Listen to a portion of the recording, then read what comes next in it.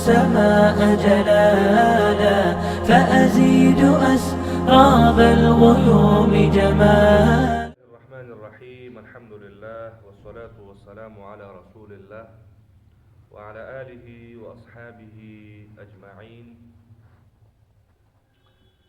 د مخارج محققو کې دو اصله مخکې وویل شو چې حلق او لسان. نن به دریم اصل په شفت باندې بحث کوو او دا واضح کوو چې شفت یا په شونډو کې څو مخرجونه دي او د دې نه څو حروف ادا کیږي. نو شفت کې دو مخرجونه دي او دینا څلور حروف ادا کیږي. فا دا، با، میم او واو. اولنی مخرج د شفت نه او په مجموع کې 14 نمبر مخرج چې هغه د فا ده. نو موږ به داسې ووایو چې فا ادا کیږي د لاندیني شونډې منځ د ثنایا علیاو سره د لګېدو نه. یا په ځینې کتابونو کې دا راغلي دي چې د لاندیني شونډې منځ په ځای باندې هغې خېټه لفظ کارولی ده. کله چې د لاندیني شونډې منځ د برني یعنې د ثنایا علیا غاښونو سره یو ځای شي نو دې ځنه فا ادا کیږي. لکه اف اف. اوس که چېرته دلته د پاسني د غاښونو په ځای باندې دواړه شونډې سره یو ځای شي، دلته به دغه توری به د عربي نه واوړي پښتو ته، نو دې نه به د فا په ځای باندې پا جوړی شي، پی چې ورته موږ تاسو وایو پا، اپ به شي اپ، نو دا به غلط وي. لہذا نو دا یو شفوي حرف ده چې د شفت نه ادا کیږي، یعنې د لاندیني شونډې منځ د ثنایا علیا غاښونو سره د لګېدو نه. دوهم نمبر مخرج په شفت کې هغه د دواړو شونډو یعنې د شفتینو ده. د شفتینو نه 3 حروف ادا کیږي. په دې کې با، میم او واو دي. با میم ادا کیږي د دواړو شونډو د یو ځای کېدو نه، البته په لږ غوندې تفکیک سره. با ادا کیږي د شونډې د لمدې حصې نه او میم ادا کیږي د شونډې د وچې حصې نه. د شونډې لمده حصه هغه ده چې کوم دننه خولې طرف ته ده، یعنې په وخت د لګېدلو د ادا کېدلو د با او میم کې دا شونډې د با په ادا کېدلو کې داسې لګېږي، داسې دا وچې برخې چې دی نو دا یو بل سره نه لګېږي، او په وخت د ادا کېدلو د میم کې دا شونډې بیا داسې راځي، دا وچه برخه لګېږي. همدې وجه لکه مثلا اب اب اب، او په میم کې بیا ام ام، دا وچې برخې پکې لګېږي. همدې وجه نه با ته چې دی نو بحري وایي او میم ته چې دی نو بري وایي، یعنې هغه حرف چې د شونډې د لمدې حصې نه ادا کېږي ځکه ورته بحري وایي، او میم هغه چې د شونډې د وچې حصې نه ادا کېږي نو ځکه ورته بري وایي. دریم حرف چې د شونډو نه ادا کېږي نو هغه واو ده. واو ادا کولو په وخت کې دا دواړه شونډې باید راغونډې شي، راګول شي، لا غنچه غوندې شي، لکه او، قالو، کانو، او وزنو وغیره. ټولو کې که چېرته واو په یو ځای کې وي او هلته شونډې راغونډې نه شي نو دا حرف واو نه دی ادا شوی.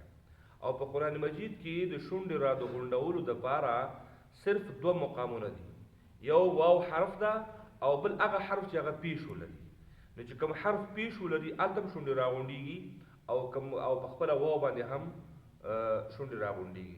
لہذا واو ادا کېږي د شونډې د راغونډولو نه. یا دلته دا 3 حروف چې دلته بیان شول، با، میم، واو او فا. فا خو بهرحال مخرج جدا ده ځکه چې هغې کې د غاښونو دخل ده. با، میم، واو. دلته چې اوس ګوري نو دلته دا هغه کېږي چې دا خو داسې معلومېږي چې دا 3 وړه جدا جدا مخرجونه دي، ځکه با چې دی نو د شونډې د لمدې حصې نه ادا کېږي، میم د وچې حصې نه ادا کېږي، او همدغه شان چې دی نو واو چې دی نو د شونډې راغونډولو نه ادا کېږي. نو بیا خو داسې تصور داسې در رامنځته کېږي چې نو دلته چې دی نو دا مخرجونه 2 نه دي بلکې 4 دي. یو هغه پیدا کیږي، یو فکر پیدا کیږي. نو موږ به داسې وایو چې نه دا تصور خو پیدا کېدلی شي، البته دلته یو فرق موجود ده. هغه فرق دا ده چې با ادا کیږي د دواړو یا میم ادا کیږي د دواړو شونډو د یو ځای کېدو نه. یعنې دې ته موږ ویلی شو انطباق شفتین او واو ادا کیږي انضمام شفتین ته. یعنې واو ادا کیږي د دواړو شونډو د راغونډولو نه، او با میم ادا کیږي د دواړو شونډو د یو ځای کېدو نه. نو مخرجونه یعنی دې ته موږ جدا مخرج شو ویل، بلکې احوال کې خبره کولی شو چې احوال چې دی نو فرق کوي، او البته مخرج یو ده، د وتلو ځای یو ده، دواړه شونډې دي. خو البته د شونډو نه د وتو په وخت کې احوال او کیفیت کې چې دی نو څه نه څه تغییر راځي. همدې وجې نه نو امام خلیل رحمه الله نو ډېر جزئیات نه دی کته شوی، لکه څنګه چې د امام فراو د امام سبوی رحمه الله چې په هلته په مخارجو کې موږ تاسو په اول درس کې ویلی وو چې دلته د لام او نون را کې ډېر معمولي فرق و. امام فراو ورته همدا خبره کوله که چېرته موږ پسې وړو وړو خبرو پسې وګرځو او د وړو وړو نقطو پسې وګرځو، باید د 29 حروفو دپاره 29 مخارج پکار دي. د هغې یو ثبوت هم دغه مخرج هم کېدلی شي. اوس دلته وګوره هلته موږ لام نون را کې د یو خبره وکوله، د یو غا خبره وکوه. لام او د نون سره یو غا خبره ده، هلته ثنایا رباعي انیاب لګېږي او په نون کې چې ثنايي رباعي انیاب لګېږي او دې کې دواحقو پکې دخل نشته، هغې کې دواحق هم داخل دي.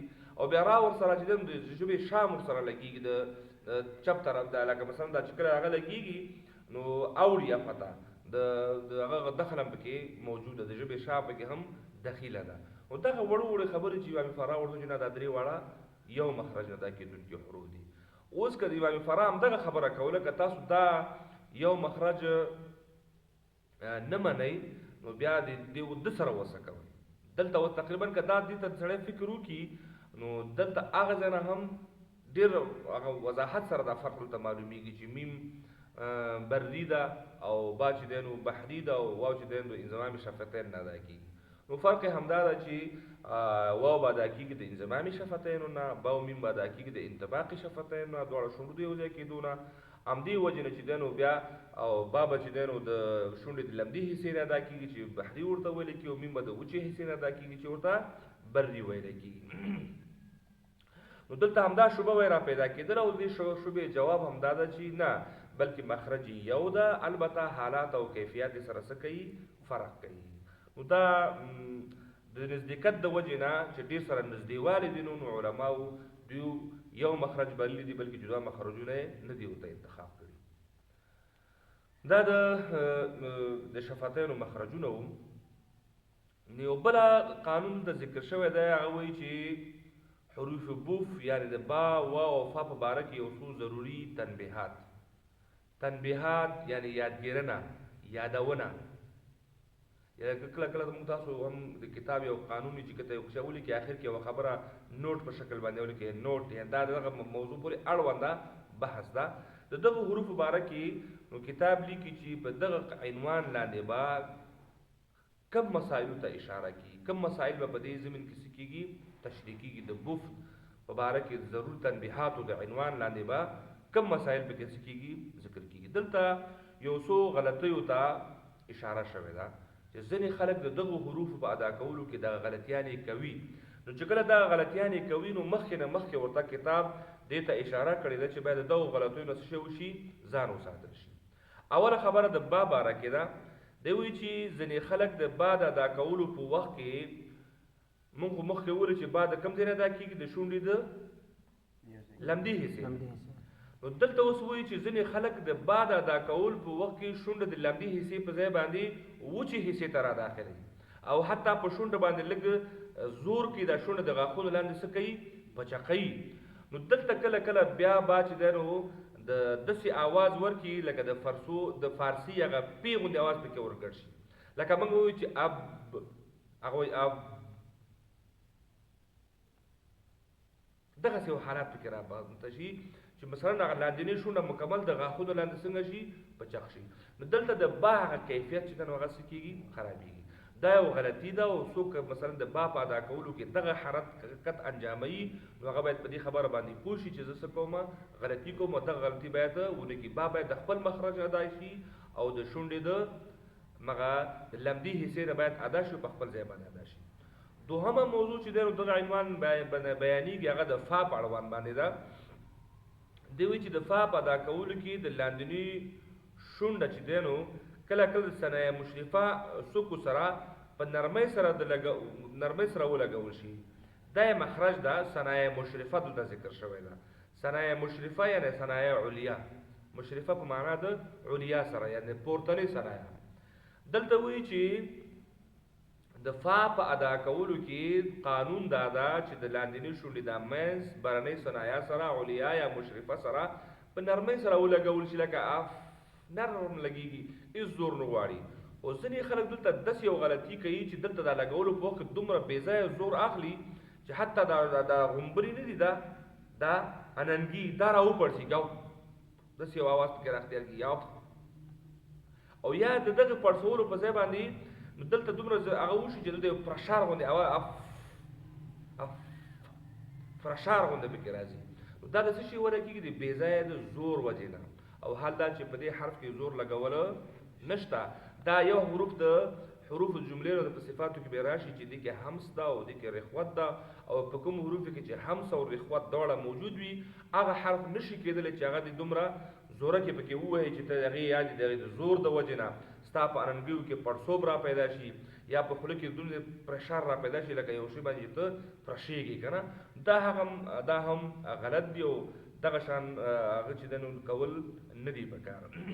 دا باید په انتهایی لطافت او نرمۍ سره ادا شي ځکه چې ما مخکې وویل چې دې کې دوه صفتونه داسې موجود دي چې هغه دواړه نرمي طلبه دي لکه دا فحثه شخص سکت کې موجوده او د رخوت مجموعه کې هم موجوده محموسه رخوه ده. نو محموسه رخوه حرف کله هم د زور طلبګار نه وي ځکه هغې کې د زور ماده پکې نشته. هلته ضعف ده، هلته مخرج ته اواز نو په ضعف سره ځي.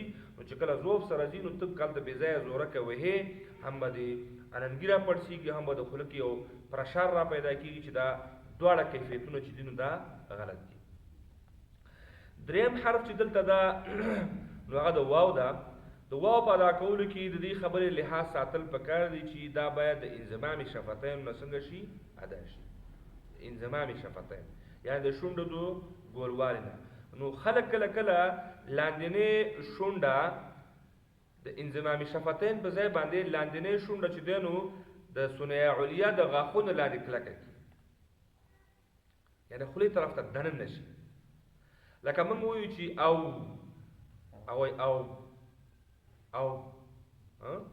او چې شو ګور یو ګولواله ختم شو بل دلته دا شونډه دننه خولې طرف ته ننوځي او ال پاس نه پرې دا غاښونه راځي. دا هم سخته غلطي ده او دغسې غلطیانې که کوم ماشوم کوي نو استاد محترم ته دا پکار ده چې د اولې ورځې نه د دې شی وکړي صحیح طریقه ورته وښیي. نو خلاصه دا شوه چې واو ادا کیږي د انضمام شفتین نه او باو میم ادا کیږي د انطباق شفتین نه. که چېرته په با کې موږ هغه غلطي چې هلته بیان شوه چې هغه موږ وکړو چې لمدې حصې په ځای باندې وچې حصې ته راولو صحیح ده که نه. یا چې دی نو فا کې چې دی نو موږ پرشاره پیدا کړو اننګي را وپړسېږي یا په واو کې د انضمام شفتین په ځای باندې دا شونډه چې دی لاندې طرف ته مایله شي نو دلته به واو کې چې دی نو او په دې ټولو حروفو کې به غلطي راشي او واو به دلته یو قسم ډک به ولوستل شي. او حال دا چې واو ډک حرف نه ده. واو خو یو د هغه حروفو د جملې نه ده چې هغه منفتحه مستفله ده یعنی هم پکې استفال ده او هم پکې انفتاح ده. مستفله منفتحه حرف کې خو د ډکوالي اصل تصور نشي کېدلی نو موږ به څنګه هغه ډک ووایو. د دې وجې نه دا حرف غلط ادا کېږي. دغه عنوان لاندې دغه درې حروفو په باره کې چې کوم غلط ادا کېدل په ټولنه کې رایج دي دغه پکې واضحه کېږي چې بام باید د خپل حقیقي ځای نه ادا شي او میم هم باید ادا شي او فا هم باید ادا شي او واو هم باید خپل صحیح مخارجونه څنګه شي ادا شي. که چېرې دغه غلطیانو چې اشاره وشوله دغو نه ځان وساتل شي نو انشاءالله دا بوف د حروف چې دي یعنی با او فا دا به صحیح او درست ادا کړي. وصلی الله تعالی علی خیر خلقه محمد وعلى آله واصحابه اجمعین.